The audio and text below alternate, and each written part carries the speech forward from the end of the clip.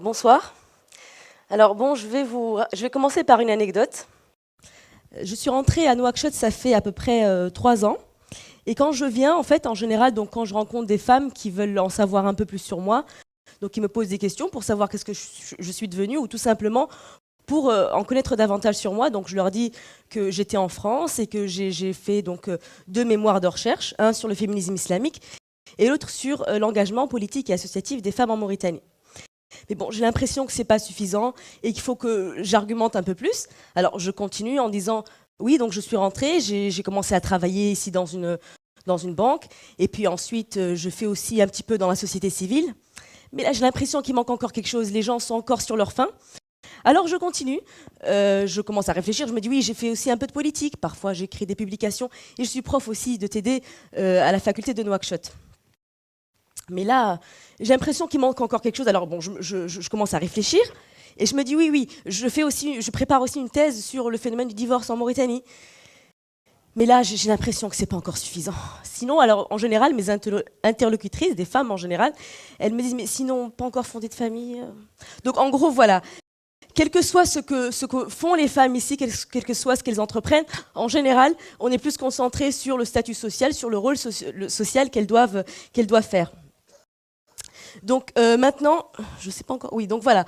Le sujet que je vais traiter aujourd'hui, donc, c'est le féminisme ou l'illusion de l'émancipation, c'est-à-dire le féminisme face à la norme sociale, c'est-à-dire la force de la norme sociale sur ce qu'on appellerait le féminisme. Donc ça, donc il y a 2 termes, 2 concepts majeurs sur lesquels je voudrais me pencher. C'est le terme féminisme et norme sociale. Alors le premier, féminisme, donc c'est un mouvement revendicatif qui lutte donc pour l'égalité entre les sexes et pour aussi donc l'émancipation de la femme. Et le féminisme, c'est pas seulement un mouvement, c'est pas seulement des discours, mais c'est aussi une posture. Au fur et à mesure qu'on avance dans le temps, aujourd'hui, le féminisme a tendance à être perçu aussi comme une attitude, comme une façon de penser, c'est-à-dire une femme qui agit tous les jours de façon à vouloir contrer le patriarcat, à vouloir un petit peu se démarquer de ce que nous, dans notre esprit, on cantonne dans l'espace féminin. Hein. Donc maintenant, si on se penche sur le concept de normes sociales. Donc normes sociales, c'est quoi? C'est un ensemble de codes et de valeurs qui régissent les comportements dans une société. Donc on a besoin de la norme sociale pour qu'on puisse interagir les uns avec les autres, pour pouvoir distinguer le bien du mal. On a besoin de ça pour vivre en collectivité. Donc la norme sociale, ça englobe les valeurs, les codes, les traditions, notre mode de pensée. Maintenant, l'essentiel, en fait, le message central ici, donc vous le verrez au fur et à mesure, c'est d'essayer de comprendre c'est quoi le rôle ou l'influence de la norme sociale sur le féminisme en soi. Le féminisme, pour moi, ça englobe, comme je vous ai dit, un ensemble de choses, mais aussi et tout simplement la place qui est conférée à la femme dans une société à un moment donné de l'histoire. Je vais commencer par vous surprendre avec 2 citations de 2 grands penseurs et philosophes qui ont énormément influencé notre pensée aujourd'hui dite républicaine, avec nos grandes pensées de notre grande, en fait, cette façon qu'on a de percevoir la modernité comme étant aujourd'hui les valeurs démocratiques et républicaines ont été inspirées par ces gens-là. Et quand vous voyez ce qu'ils vont dire, vous allez être surpris. Donc, voilà, donc l'amour, donc ça c'est Jean-Jacques Rousseau, l'amour a été inventé par les femmes pour permettre à ce sexe de dominer, alors qu'il était fait pour obéir. C'est Rousseau, hein, je n'invente rien. Ensuite, Voltaire, les femmes ressemblent aux girouettes, elles se fixent quand elles se rouillent. Ils nous ont gâtés. Donc ces philosophes des Lumières, on est tous d'accord là-dessus, ils sont aujourd'hui vraisemblablement les grands... quand on pense à la modernité, quand on pense à la démocratie, quand on pense à la République, quand on pense à l'égalité, directement on a Jean-Jacques Rousseau et Voltaire en tête. Mais il faut savoir, c'est pour ça que je suis en train de vous dire ici qu'il faut toujours prendre du recul par rapport à la norme sociale ambiante. Parce que ces discours intellectuels-là, je veux dire, ces intellectuels-là, ces penseurs, ils sont dans une époque où la misogynie, où ces citations-là ne sont pas du tout considérées comme misogynes. Au contraire, c'est amusant, c'est drôle. Alors qu'aujourd'hui, un intellectuel qui se permettrait de dire ce genre de citations, ce serait complètement aberrant et serait mis à l'écart. Donc c'est pour ça qu'il faut toujours savoir que, quelle que soit en fait notre place intellectuelle, les discours qu'on a, il faut savoir qu'il n'y a pas une distance si grande que ça avec la norme sociale ambiante. Je continue. Je vous préviens, les femmes, il faut vraiment que vous ouvriez votre esprit ce soir. Donc, on a ici Gustave Le Bon. Il y a une notable proportion de la population féminine dont les crânes se rapprochent plus par le cerveau de ceux des gorilles que des crânes du sexe masculin. Donc ça, c'est une des citations scientifiques les plus sérieuses de Gustave Le Bon, qui date donc du 19e siècle. Il faut savoir que Gustave Le Bon n'était pas seulement un anthropologue, un sociologue reconnu, mais c'était aussi un scientifique. C'est-à-dire qu'il essayait de montrer à travers ses théories scientifiques, de rationaliser le fait que la femme était inférieure à l'homme. Et ça faisait débat dans les discussions scientifiques des plus sérieuses et dans les publications scientifiques. Tout ça, tout bonnement, je reviens à cette façon de percevoir la femme comme... En fait, il essaye d'expliquer scientifiquement la place de la femme inférieure cantonnée à l'espace privé, qui n'est pas présente dans l'espace public, pour expliquer, de montrer qu'elle serait moins intelligente que les hommes. Mais en fait, au lieu de se poser la question et de se dire si elle est restée là-bas, c'est bien pour une raison, c'est parce qu'on lui a empêché justement d'y accéder. Donc, maintenant, c'est pour ça en fait que je voudrais que vous parce que moi j'ai un message à vous faire passer, si je pense avoir bien compris l'esprit du TEDx, c'est que vous sortiez d'ici avec, comment dirais-je, pour rejoindre ce que disait monsieur l'ambassadeur, l'objectivité c'est la chose la plus difficile qu'on puisse avoir, c'est-à-dire prendre du recul par rapport à ce qui est institué comme étant une vérité immuable, qu'on ne pourrait pas changer. Et il en va de même pour le questionnement sur la place de la femme et ce que la norme sociale lui permet de penser ou pas. Et ça revient, même si on pense donc, il y a à peine 70 ans, vous savez qu'en France, en 1945, on a accordé le droit de vote pour les femmes. Il y a 70 ans à peine, dans un pays occidental, reconnu donc pour les droits de l'homme, ça fait à peine 70 ans que les femmes ont le droit de vote.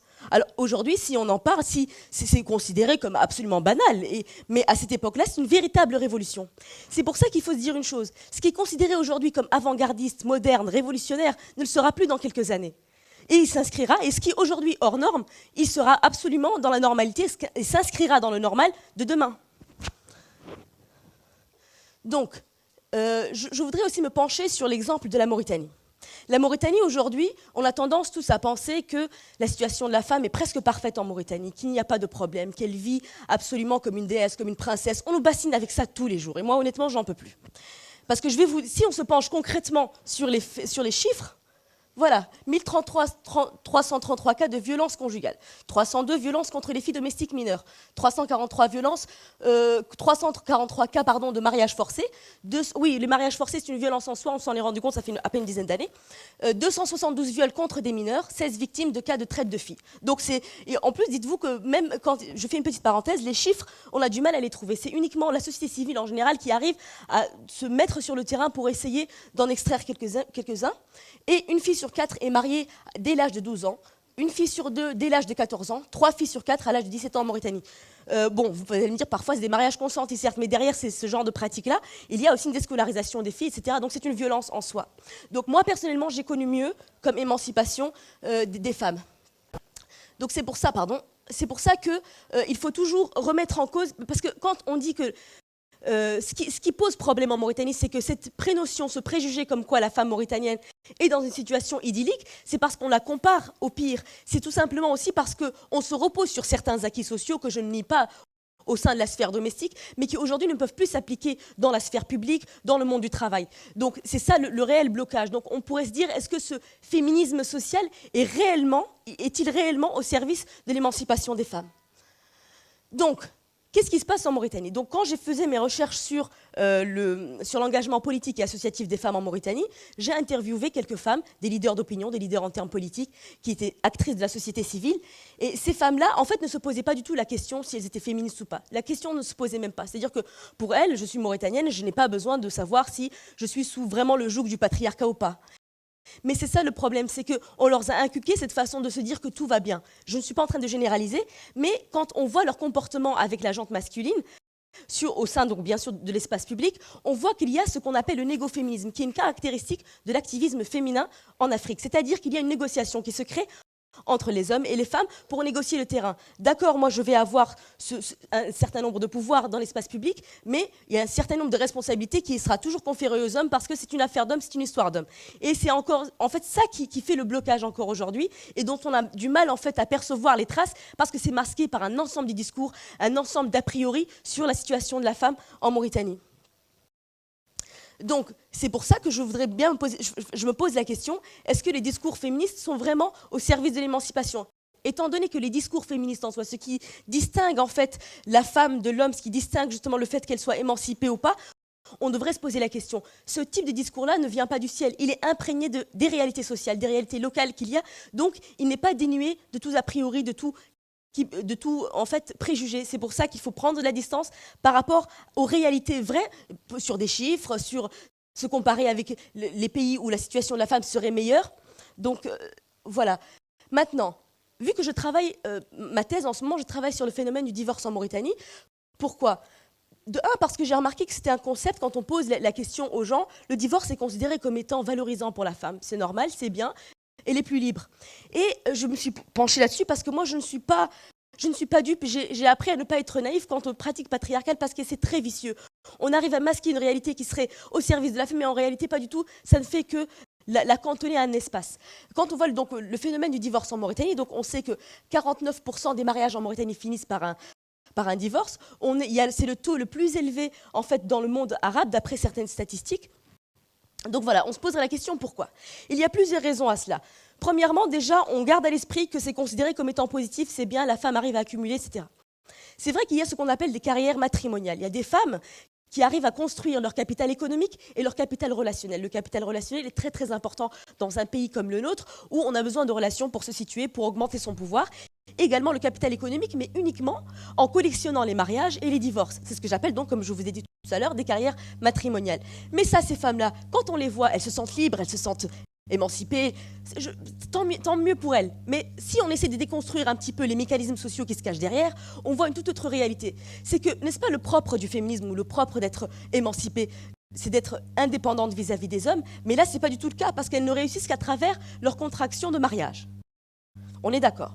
Maintenant, c'est pour ça que je dis ici, derrière la plupart des phénomènes déguisés en victoire féminine se cache une pratique des plus discriminatoires. Et c'est là où je tire mon chapeau au patriarcat, à la domination masculine, parce qu'ils ont pu inculquer aux femmes leur propre domination et l'ont perpétrée, elles en sont très fières. Bon, maintenant, si je me pense par exemple sur les privilèges de la maternité. La maternité, on a tendance à mettre en avant les privilèges d'être mère, d'être une bonne épouse, d'être une bonne sœur, une bonne fille, etc. C'est très bien. Mais on oublie à côté que le fait de mettre en valeur ce statut-là, on masque justement le fait que la femme peut être déscolarisée à ce prix-là. La femme ne peut pas monter forcément et gravir les échelons au sein du secteur professionnel, au sein même du secteur dans l'opinion publique. Donc voilà, c'est pour ça que je vais vous faire ici un petit jeu pour vous montrer en fait la force qu'a la norme sociale sur notre esprit. C'est elle qui structure ce qu'on juge bien ou mauvais. On en a besoin de toutes les façons parce que, croyez-moi, c'est ça qui inspire aussi l'aspect juridique pour faire des lois. Ça part des mobilisations sociales qu'il y a. Mais il y a ce qu'on appelle la structure binaire de notre esprit. Comment est-ce qu'il arrive à structurer les choses avec une opposition de deux choses? On sait que nous, aujourd'hui, on vit dans un monde où il y a le bon, il y a le mauvais, il y a le noir, il y a le blanc, il y a le gentil, il y a le méchant, il y a le grand, il y a le petit.